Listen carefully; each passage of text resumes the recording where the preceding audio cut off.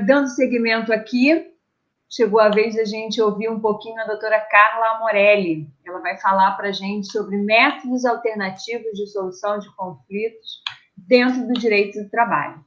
Ela é advogada, sócio do HBA Advogado, das áreas de família, sucessões e gestão de conflitos, mestre em Direito pela UVA, pós-graduada em Direito de Empresa pela PUC do Rio de Janeiro, pós-graduada em Família e Sucessões, também pela PUC do Rio de Janeiro, tem extensão em Planejamento Sucessório pela CEPED, UERJ, e mediadora certificada pelo ICFML, além de... Nossa Senhora, esse currículo é bom, hein? Além de presidente da Comissão de Planejamento Patrimonial e Sucessório da ABA, vice-presidente da Comissão Nacional de Processo Civil da ABA, tem curso de aperfeiçoamento e negociação por Harvard, extensão em advogados na mediação pela Edward Mediation e capacitação em práticas cumulativas pelo IBCA.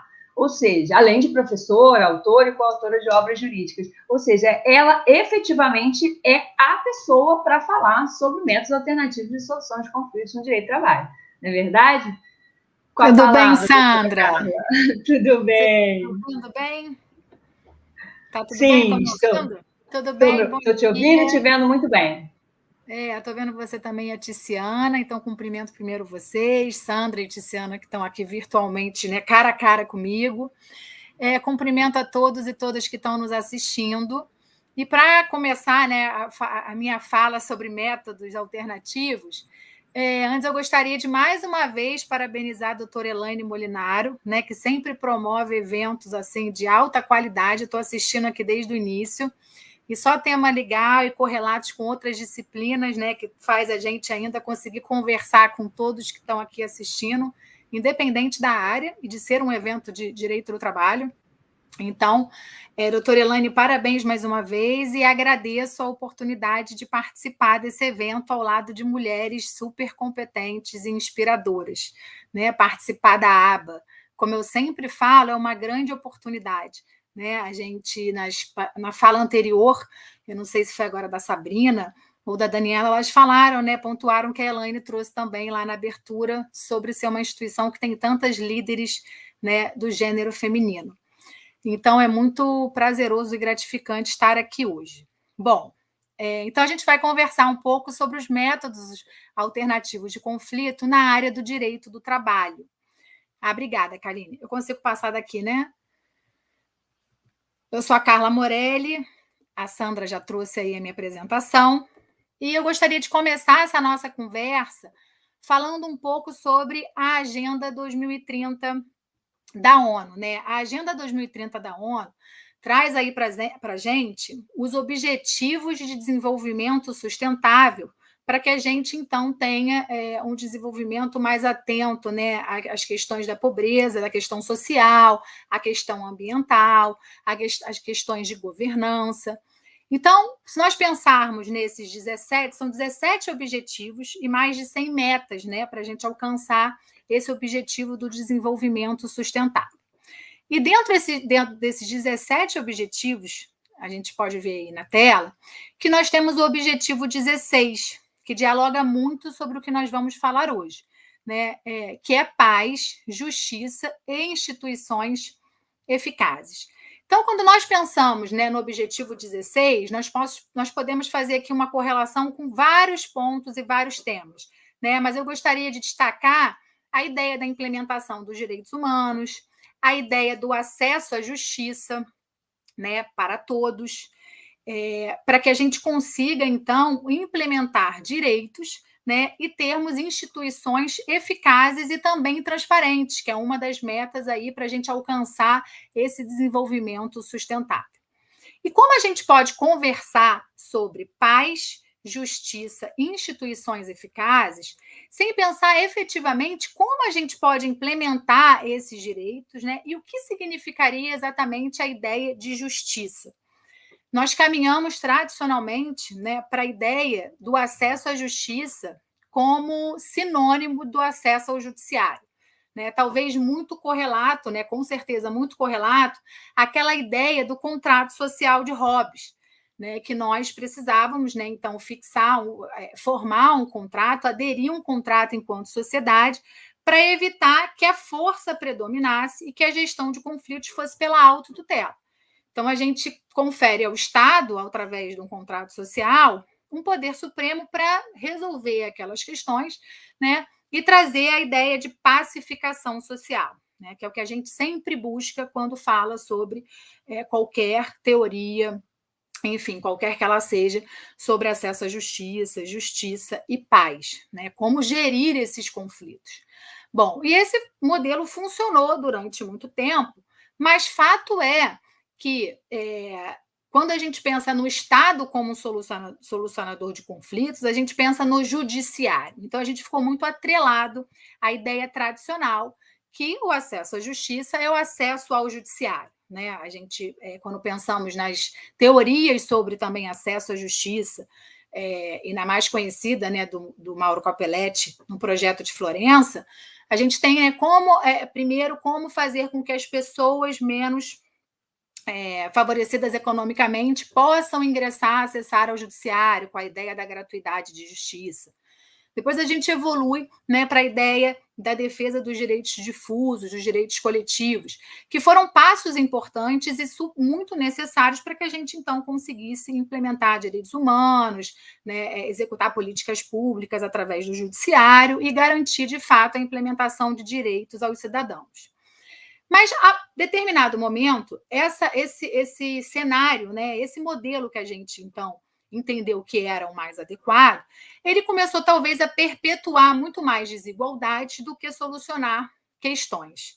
E aí a gente começa a ver um movimento para, então, mostrar que, olha, não é só essa opção, né? Nós temos outras opções de solução de conflitos, né?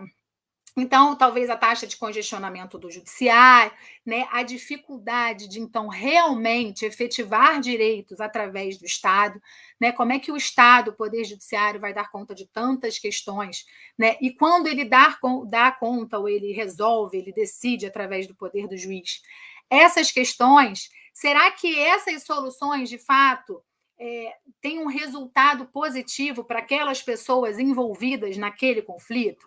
Né? Qual é a taxa de contentamento da população com as decisões judiciais e com a terceirização, então, desse poder decisório?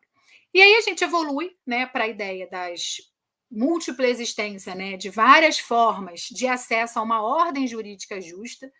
Então, a terceira onda já do projeto de Florença, né, fala sobre a possibilidade de prevenção de conflitos e da importância de nós entendermos que também existem mecanismos privados de solução de conflitos capazes, né, de solucionar as questões, então, que são apresentadas, e muito começa a se falar sobre isso, tá? Principalmente na década de 70, quando foi trazido o termo justiça multiportas.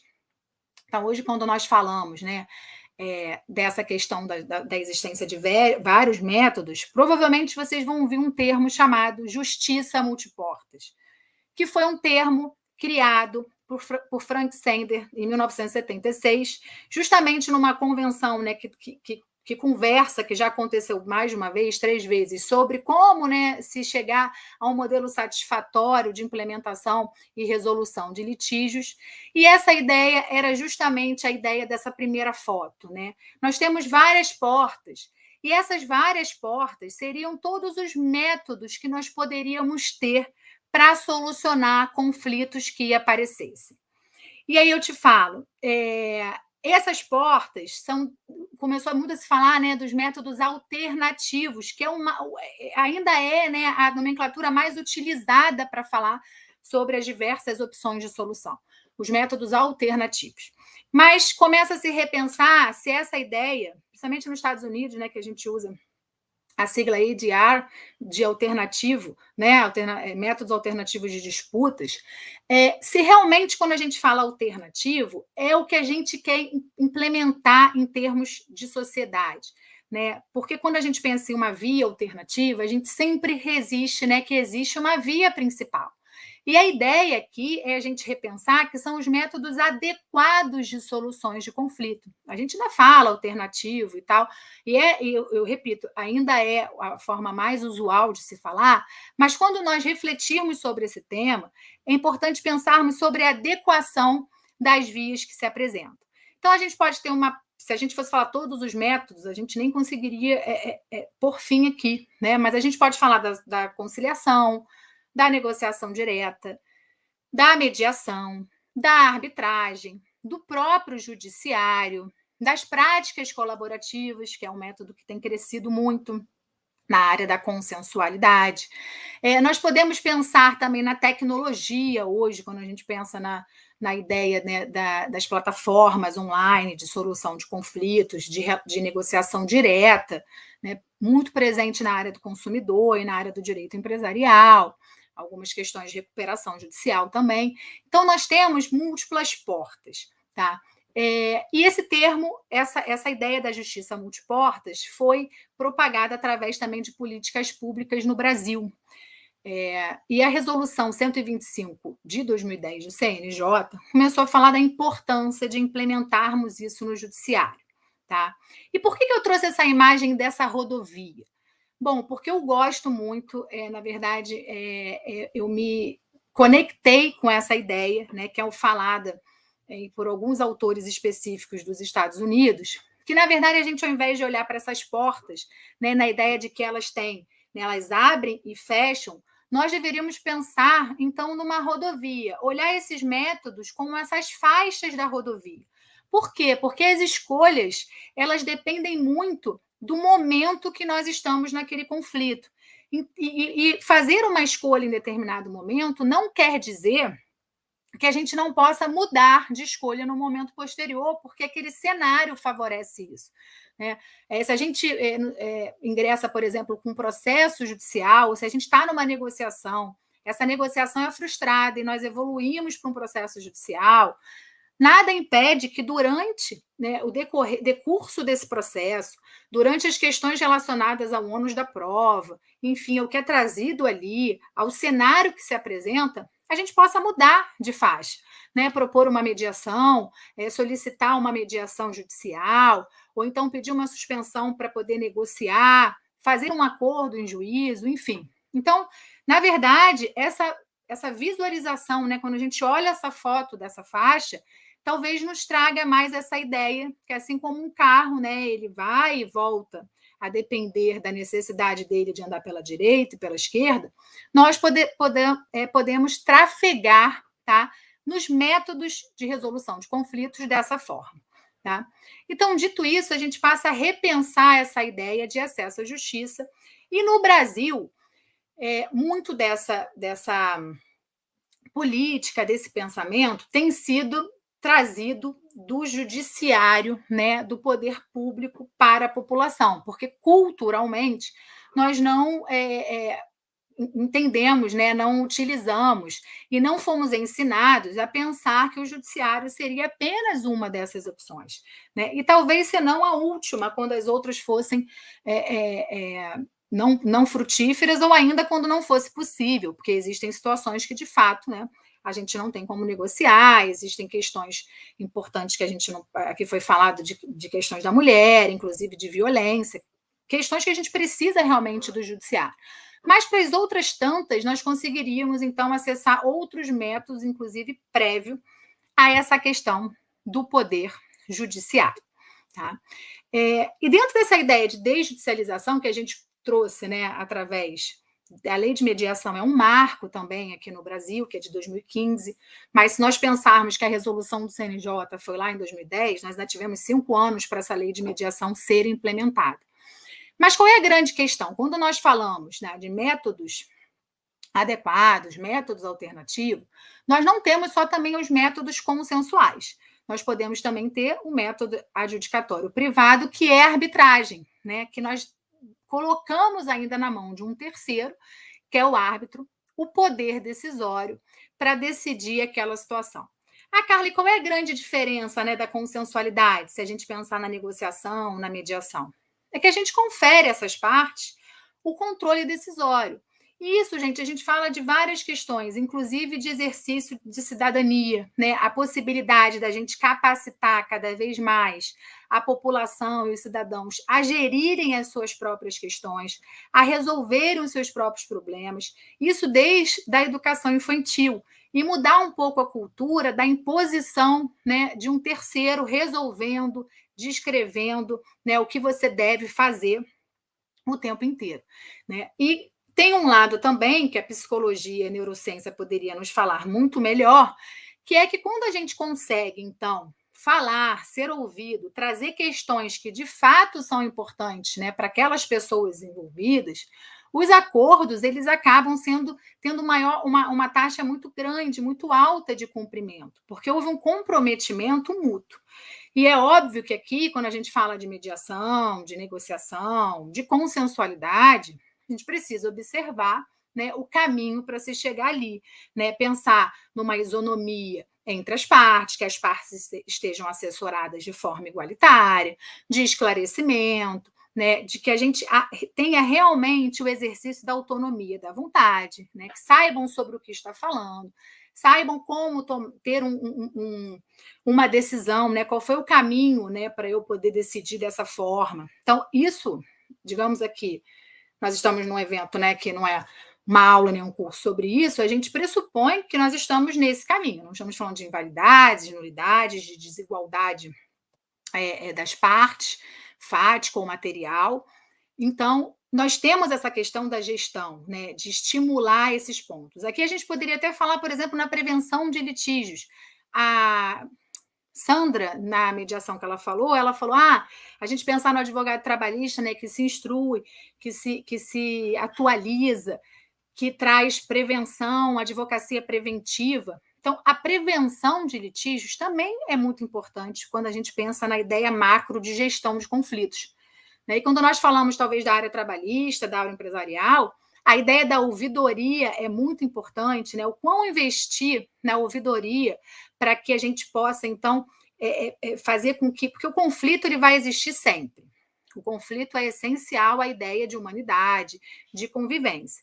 Agora, a gestão desse conflito é que é complicada, porque se nós ainda entendermos, né, que um conflito ele deve ser tratado de forma destrutiva, né, na ideia de vencer o outro, de derrotar o outro, a gente acaba criando soluções não tão benéficas para nós mesmos. Porque quando nós estamos tão focados no outro, na forma de vencer, muitas vezes a gente se afasta dos nossos próprios objetivos.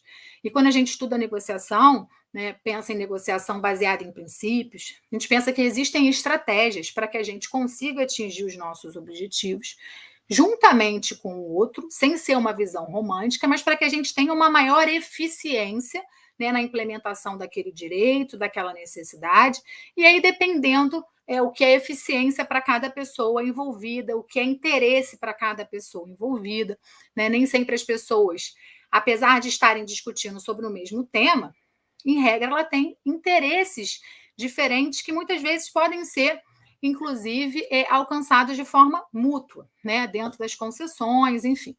Então, isso é importante, né? Quando a gente pensa na ouvidoria, a gente consegue fazer uma prevenção grande de conflitos. A gente pensa também em RH, né? O investimento nessas pessoas de recursos humanos, para gerir equipes, para trazer menos questões, por exemplo, de assédio moral dentro de uma organização, né? Como se comunicar, comunicação não violenta. Isso tudo é uma forma de se prevenir conflitos e trazer, inclusive, para as organizações, uma melhor visão delas nesse mercado que hoje tanto se preocupa, inclusive, com o desenvolvimento sustentável, com as questões de governança.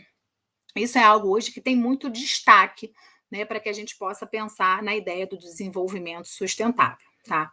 Então, pegando aqui o que a Sandra falou, que eu até anotei aqui, né, sobre a preparação, sobre as negociações, é muito importante que nós, advogados, comecemos a ter consciência, né, dessa nova forma de se gerir conflito, para que a gente consiga ter mais artefato para a nossa atuação.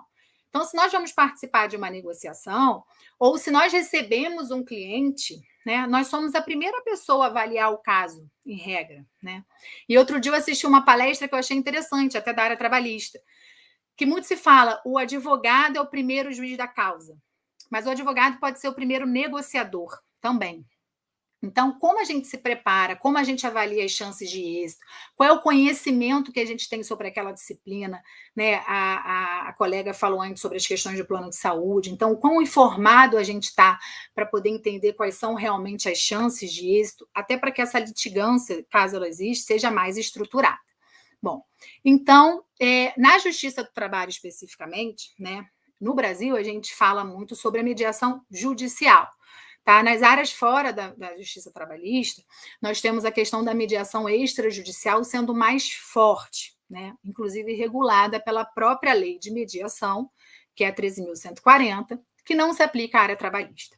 Então, a mediação judicial, tá, foi implementada com a primeira resolução, né, do Conselho Superior da Justiça do Trabalho, a 174, em 2016, e evoluiu para outros regramentos relacionados as questões online, a estruturação dos sejusques, sobre as questões coletivas também, as negociações pré-processuais, né, as mediações antes do processo, ainda no âmbito da justiça, né, mas antes do processo, que foi regulada recentemente.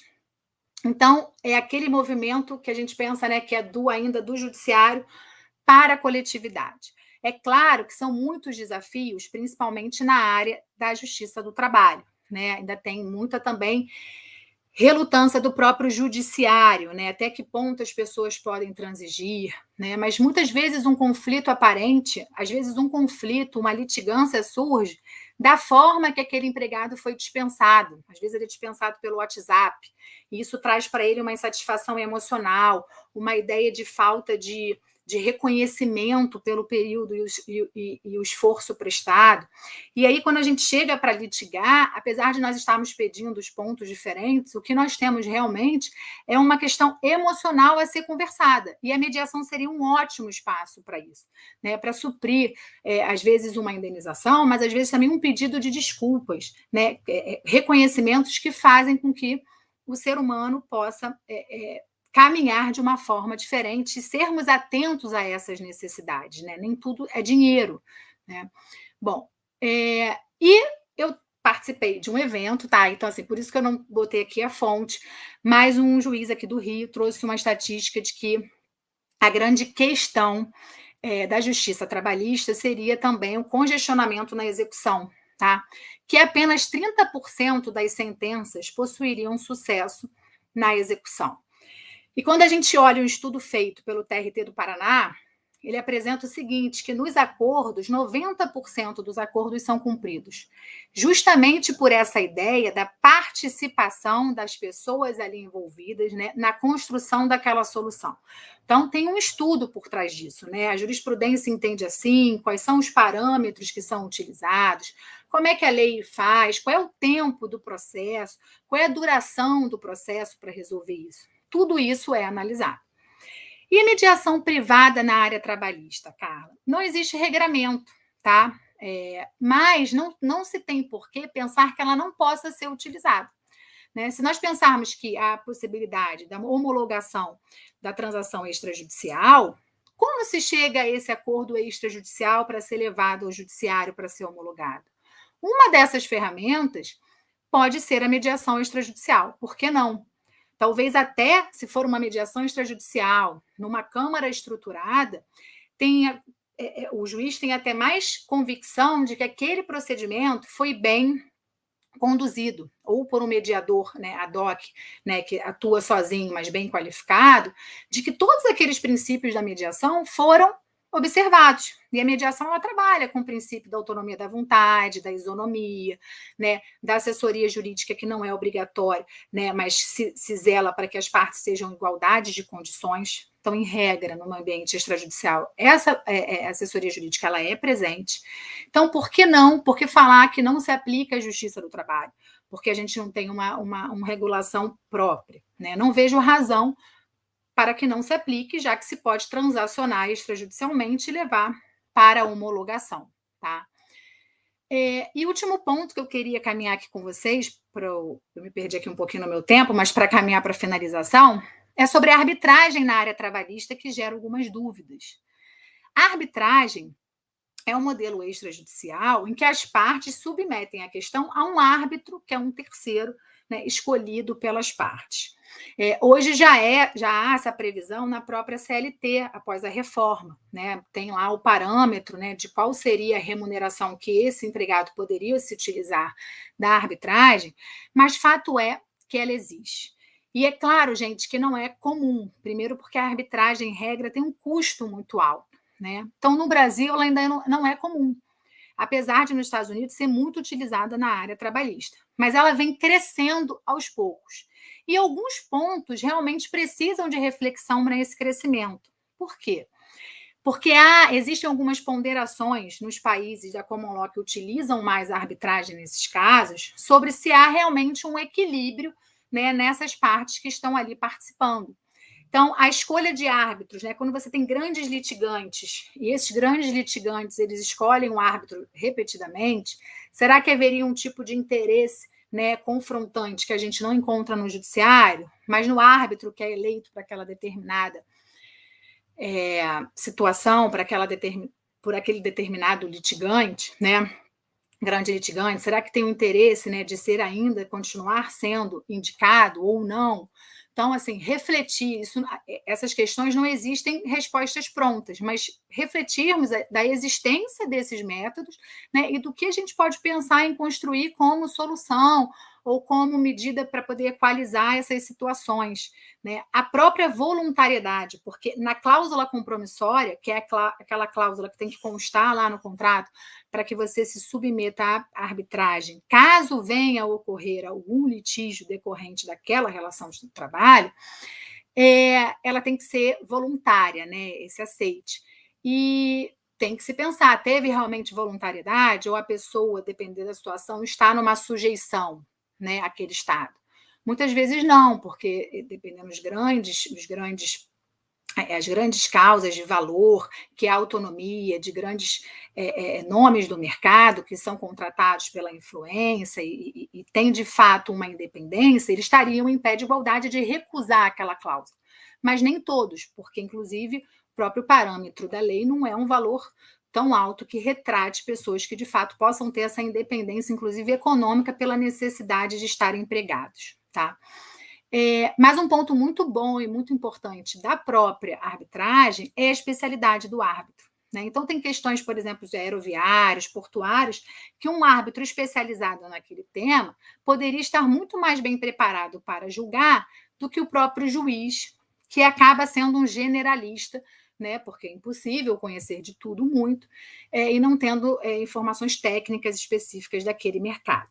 Tá? Bom, e aqui, para finalizar, eu trouxe para vocês, existe o Justiça em Números, vocês devem conhecer, que é o relatório do CNJ, mas existe também o Arbitragem em Números, o Mediação em Números, que o último de 2023 mostrou que a Camarb, que é a Câmara aqui do Brasil de Mediação e Arbitragem Empresarial, teve um crescimento muito grande de arbitragens na área trabalhista, né, equivalendo a mais de 30% daquelas arbitragens que foram realizadas no ano de 2022, que foi o último relatório que saiu, mostrando justamente essa reportagem que as matérias, né, societárias, de Constituição Civil, já são muito comuns na arbitragem, mas que vem crescendo muito a arbitragem trabalhista depois da reforma. Tá? E com isso eu encerro aqui a minha fala, e eu sempre gosto de trazer essa frase que é sobre a colaboração, né, da Maria Montessori, que era uma educadora, que fala: as pessoas educam para a competição,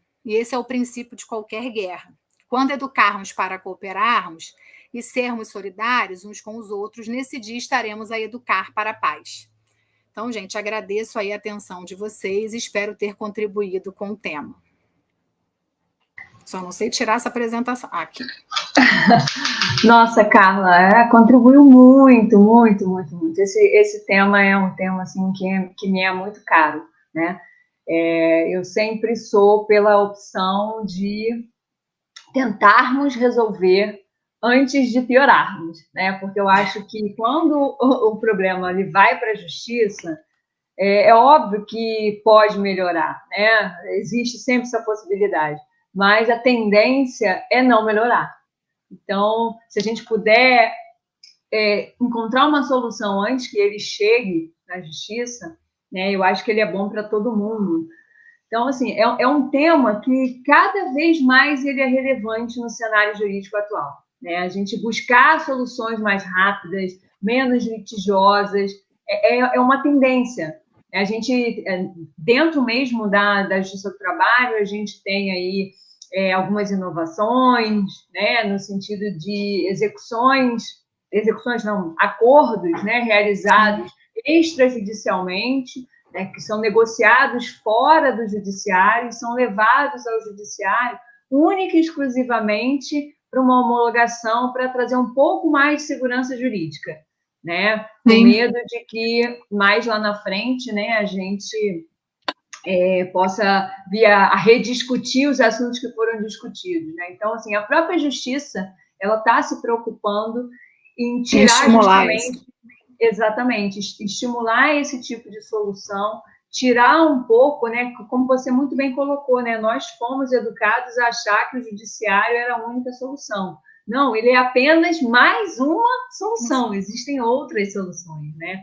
A mediação, a conciliação, a arbitragem, elas têm se mostrado ferramentas valiosas para a resolução dessas disputas trabalhista. Você mesmo trouxe aí, eu confesso que eu não tinha conhecimento desse aumento. É muito bom, né? É óbvio que a gente tem que ter alguns cuidados, é óbvio que o direito do trabalho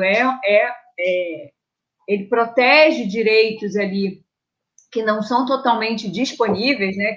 Que não podem ser totalmente negociados, mas é legal a gente ter e discutir, e conversar e encontrar soluções de forma colaborativa e menos adversarial, né, digamos assim. Tem as questões relacionadas ao próprio Ministério Público do Trabalho, que tem trabalhado muito com questões de negociação, de ajuste de conduta, enfim, que perpassa por toda essa ideia também, né, que a gente tem trazido. Verdade. Então, eu agradeço imensamente Sandra, as suas colocações.